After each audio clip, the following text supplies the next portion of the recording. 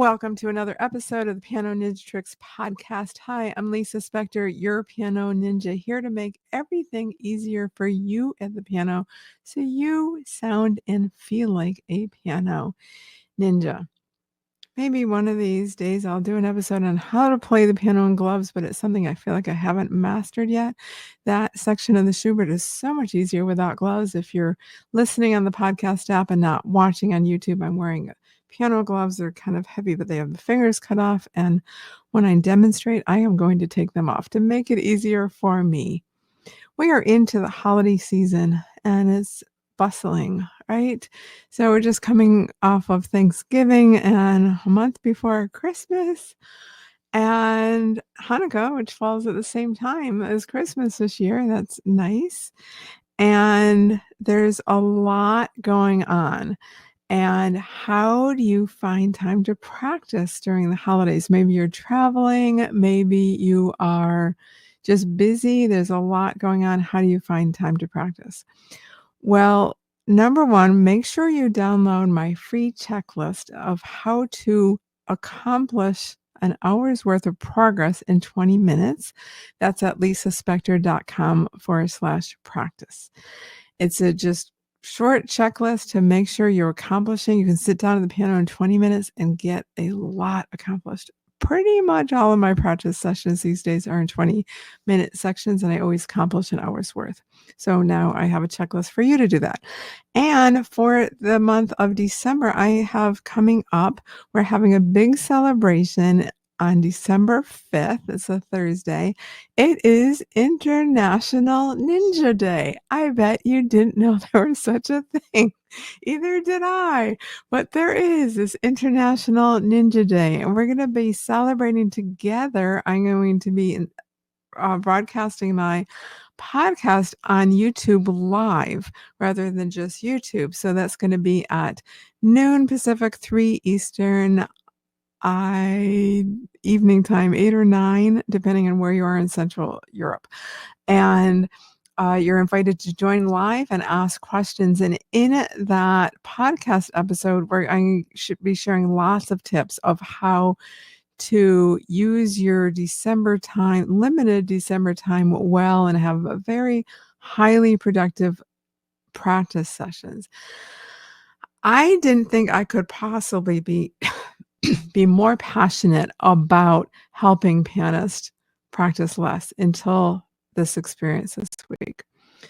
So I was teaching a new student online overseas, and at the end of the lesson, I asked her how much she was practicing, and she said 4 to 6 hours a day. And I was just speechless. And she was probably speechless when I told her something probably no piano teachers ever told her, which is, I want you practicing less. Very oftentimes we sit at the piano doing things by rote over and over because somehow we think it's going to build our confidence. If we just do more and more practice, we'll get more confident. It actually doesn't work that way. Nor does the old myth work of how do you get to Carnegie Hall? You practice more. It's actually not true. It couldn't be further from the truth. It's not about practicing more. It's about practicing less and practicing smart. And here's the reason why, is because when you are practicing more, first of all, very few people can concentrate, can really focus for 4 to 6 hours a day on one thing. And when you try to do that, what happens is you go into brain fatigue without realizing it. And then what happens is you start to establish unknown, unwanted, poor practice habits. And the more you do those, the more you practice, the more of those you have. The more of those you have, the more time you need to spend undoing them.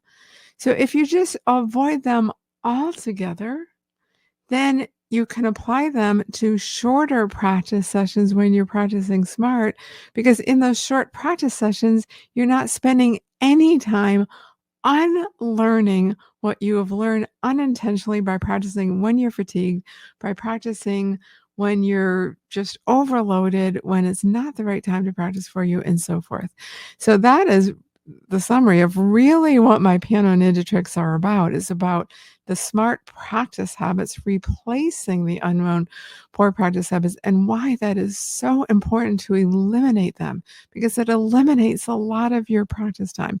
So that's what I'm going to be helping you about during December. I have a challenge coming up. Less is more during the holidays. Less is more always, but we're going to focus on this during the holiday season because I want you accomplishing more, whether you're busy shopping, cooking, traveling, and you're not at a piano. I'm still going to teach you how to practice when you're not at a piano, and how to become a better musician by not practicing when you're not at the piano. We'll talk about that.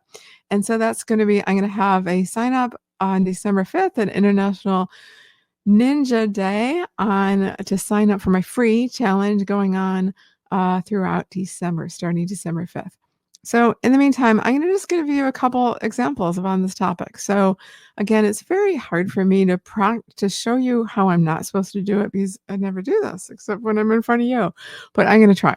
So in the Schubert introduction, the Schubert Impromptu Opus 92 that I play the coda of it in the introduction, I'm going to start at the beginning, and I'm going to show you what happens when let's say I unintentionally play an incorrect note, and I'm going to waste a ton of time correcting this. I'll do my best to talk you through this of what not to do at home. Here we go.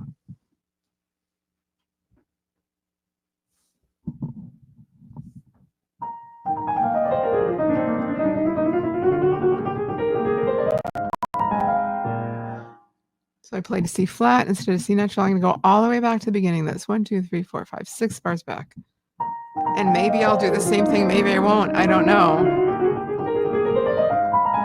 I did it again. Okay, I'm going to go back to the beginning. Maybe this time I'll get it.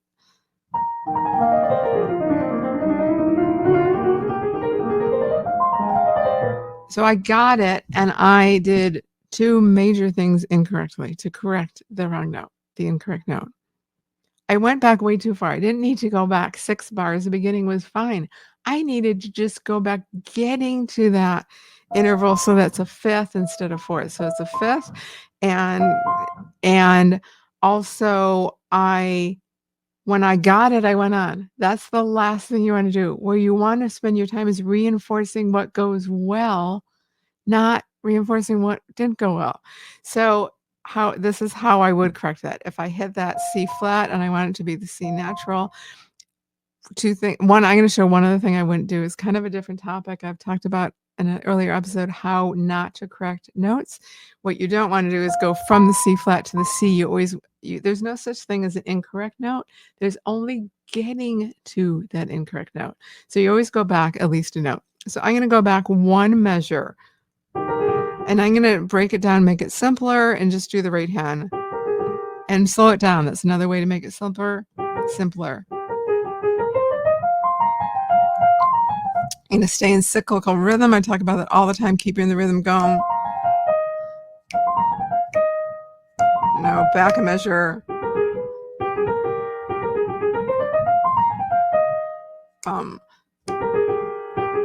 And that's okay. These notes are not, it's an awkward place to start, but I'm just keeping the rhythm going. It's okay.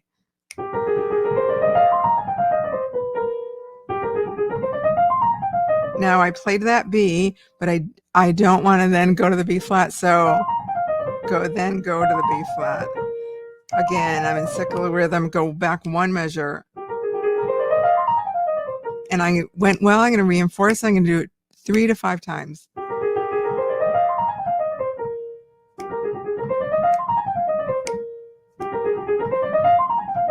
One last time. Now I might go back to the beginning. Let's do one other thing first. I'm going to add the left hand.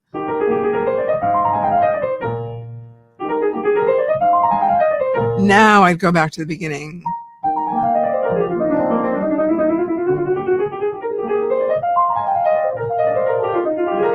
And so forth. So that's an example of how to correct and save your time.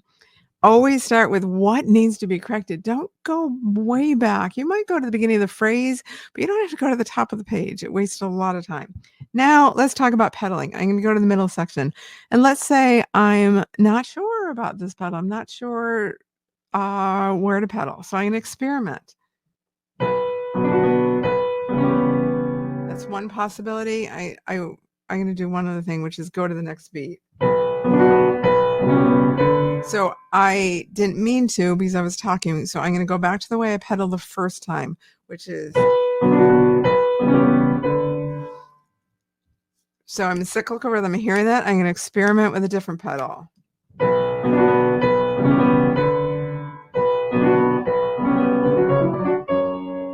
Still in cyclical rhythm. I like it better the first way. I'm going to do it 2 more times.